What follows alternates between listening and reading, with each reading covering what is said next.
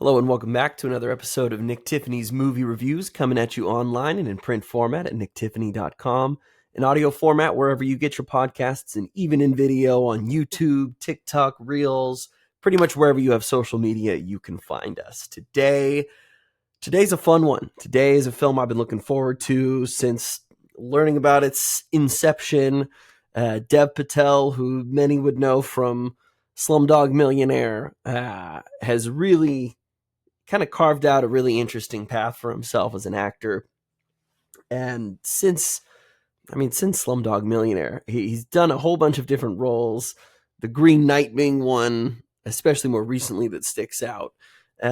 He's certainly not an actor to let himself be boxed in. And now he's taken the leap to directing and writing his first feature, Monkey Man, which is in theaters this weekend.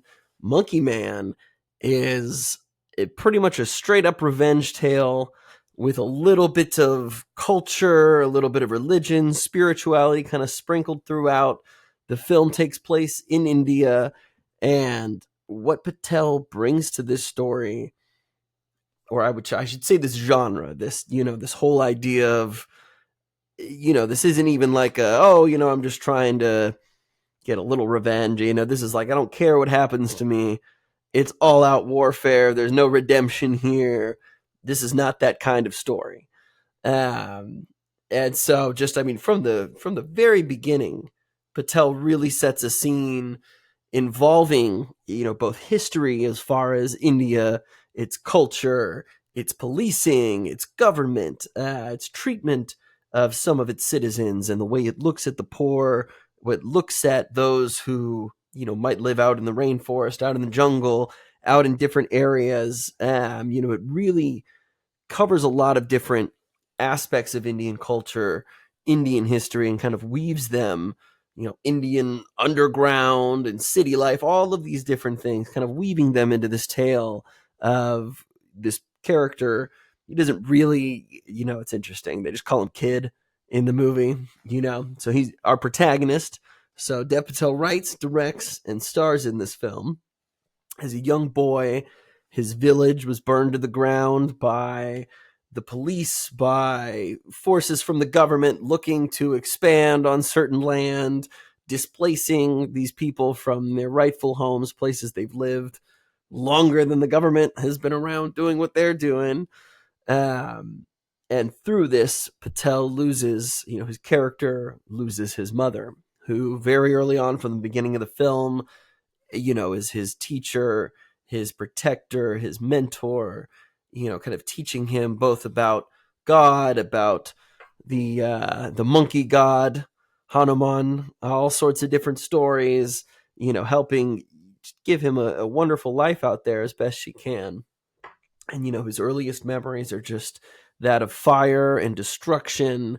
You don't really understand what happens, but, in the film, it starts out his hands are completely burned.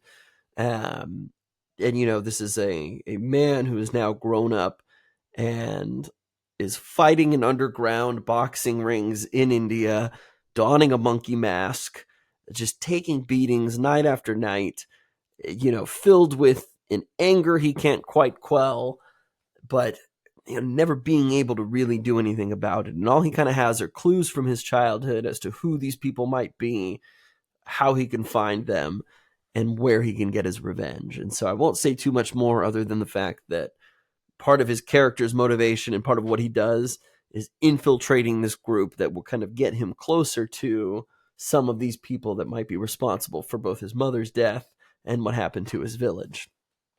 And the way he goes about this, narratively, I think it's always really interesting to watch an actor direct their first feature film, write and direct their first feature film, because so often I think it reveals a lot about that person, who they work with, the cinematic influences that they find.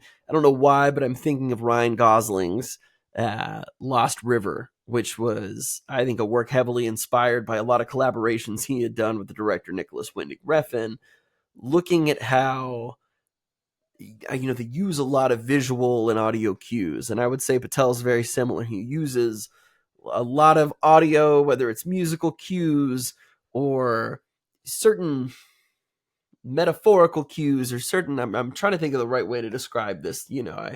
We're told a story very early on in the film, and we're told it in great detail. It kind of pops up throughout the film. We understand that we're in what we perceive to be this fairy tale, or this tale of Hanuman, the, ape god, this deity, this person who came and helped all of these other helpless people against these forces of evil.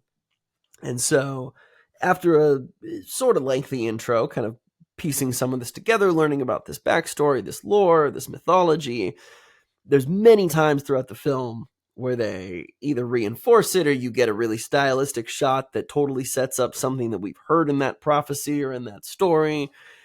And then we see it again, and then we see it again, and then we see it again. And then there's a couple videos, there's a couple audio cues, a couple songs that are a little on the nose.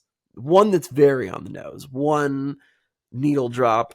I won't say what song it is, but just immediately I was like, all right, I'm in Django Unchained right now. Like it was cool kind of in the film, but it also kind of like, it was making me draw similarities to other things. And so it was, I don't know, it was just really interesting to see what he was influenced by, what Dev Patel has been influenced by as an actor, as a fan of movies in this genre. They kind of poke fun, not even just poke fun, but they mention John Wick very offhandedly in terms of just some of the guns they're looking at. And a lot of people early on have been like, oh, this is just like Indian John Wick, this is going to be great. And I feel like it's a pretty baseless way to describe it, or kind of comparison, because this is not really like John Wick. Yes, it's a revenge tale, sure. But they're trading the guns for a lot of hand-to-hand combat, a lot of really ingenious and creative ways to kill people. I think what's cool in the story is that Patel's character, he's totally in shape. He looks great. He's ripped. He looks the best he's ever looked. It's kind of fun in the movie. There's even a little acknowledgement. You get certain ladies and guys even, kind of winking, hollering when he takes his shirt off. It's an interesting thing to watch him really come into his own, just taking on this whole project here. It really is a lot of fun. But at no point does it ever feel like, okay, he's doing more than he's physically capable of, or that he's trained to be able to do. He still takes a ton of hits. He still takes a lot of punches, gets his ass kicked in proportion, I would say. But it really, because of so much of that creativity, I think, with how he's able to incapacitate enemies or take people down, it's very fun. And there's a lot of stuff that happened in the movie that I was just like, oh my God, like, this is, not only is it bold for what I would say, for your first feature film, there's a lot of violence in this film that's like very standout, that was very like, oh my God, like, holy shit, like that. That guy's mega dead right now, where it's something that anytime they're getting into knife fights and blades and certain things and quick stabs and slices, that's like, oh man, that stuff gets brutal. But there's some just really awesome, but like, the audience was audibly gasping in the theater during so many of these fight scenes. And there were so many moments where myself, I'm sitting there like, oh my God, like, yes, but like, oh, he really did that. It's horrifying to watch, but you're like, oh my God, like, you had to do it. But it was really cool. It was really cool seeing someone who was like really assured of themselves, just in the vision that they had. I don't know if everything narratively works completely in this film. I think as far as editing it goes, like, I think you could have trimmed a little bit. It loses a little steam towards the middle, which is interesting though, because that's where a lot of some of that pump up fight montage, training montage, learning about yourself stuff comes through. And so that, the middle portion of the film is really interesting. And I only wonder if they could have moved it towards the beginning of the film, or kind of played around with a little bit of how it's cut or how it's edited. I think it could have flowed a little bit better. And I think it could have structurally been a little more cohesive. Regardless of that, though, I had a really great time with this movie. I don't think it's perfect, but it is a freaking awesome debut from Dev Patel as a filmmaker, number one. And I think anybody who's a fan of action films, revenge films, you're sure to love this. I think there's so much here to enjoy. There's so much to marvel at as far as just showing you this whole other side of India, taking you through. I think in American movies or in America, the films that we watch, it's really easy to get caught in our little box of like, okay, this is where most of these genres exist, and we think we've seen it all, and we've had every kind of film that you could have, and so it's like, oh, this is just going to be that movie, but in a different setting, and it is so much more than that because I think Patel really cares about conveying so much of the culture that he either embodies or that embodies India, and that is multiple religions, that is so many different ways of thinking.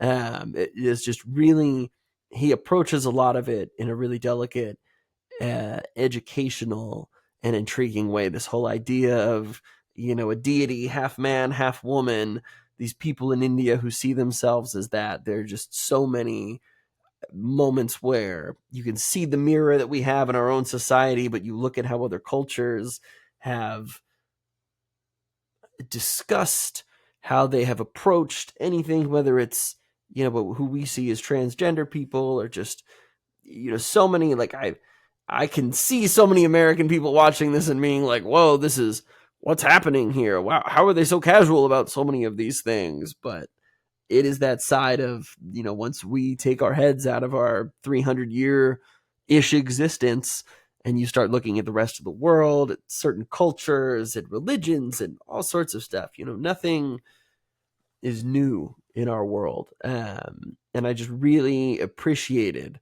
the amount of time and care that Dev Patel kind of catered to some of these different subsets of Indian culture and some of these people who by most means are outcast by a majority of the people there or the government or certain people who look down upon them. It really, it feels like a film from someone who has felt what it's been like to be a minority, especially looked down upon in our country here, but even breaking down how people are looked down upon in their own culture over there in India. I think the message or the messages it has are very timely, and very unique to see from his perspective. And so for so many reasons, I think this is definitely a film that you should see in the theaters. Jordan Peele of Key and Peele and Nope and Us and Get Out, he saw an early screening of this film because it was originally supposed to just go straight to streaming. He watched Monkey Man and was like, dude, this is the kind of movie that, number one, needs to be in the theater. These are the kind of voices that we should be giving an opportunity to. So he signed on as an executive producer, put a bunch of his own money into this film to get it into theaters, to get it a wider release. So I love that because Peele came onto the scene as such in a very similar sense. It is like he knows exactly the influences he wants to either emulate or play around with. He knows the kind of story he wants to tell, and he doesn't mind going places where you feel like, oh, I would have played it a lot safer if that was my first film. No, Dev Patel, he goes nuts with his first feature, putting his mind, his body, his bank, everything on the line to get this film made. And I think the final product is pretty cool. It might not totally have been what I wanted it to be, but I really had a great time with this, and the audience we saw it with had a wonderful time as well. So check out Monkey Man this weekend if you can. Keep supporting movies, watch them in the theater, and then watch the heck out of it when it comes out on streaming. Thanks again for tuning in, you guys. We're going to have, we're in April now. There's going to be Civil War challengers. There's a few, I don't want to call them lower profile. I don't want to say Civil War is a low profile movie, but Alex Garland, as much as I admire him in his films, is still not necessarily a household name. So I'm curious to see how Civil War plays out box office wise. Challengers with Zendaya, I think, is going to be great. It's been getting a lot of good word of mouth. In a little over a month, we're going to have the Seattle International Film Festival, which I'm stoked to cover again. So stay tuned, you guys. There's a lot of great stuff on the horizon. Dune 2 is coming out on digital just over the horizon. So that's going to be exciting, if only for home releases. So thank you guys again. NickTiffany.com, NT Movie Reviews. You can find us on all your social media networks, podcast platforms, and on YouTube, and wherever else you get your social media. Thanks again for checking in, and we'll see you next time.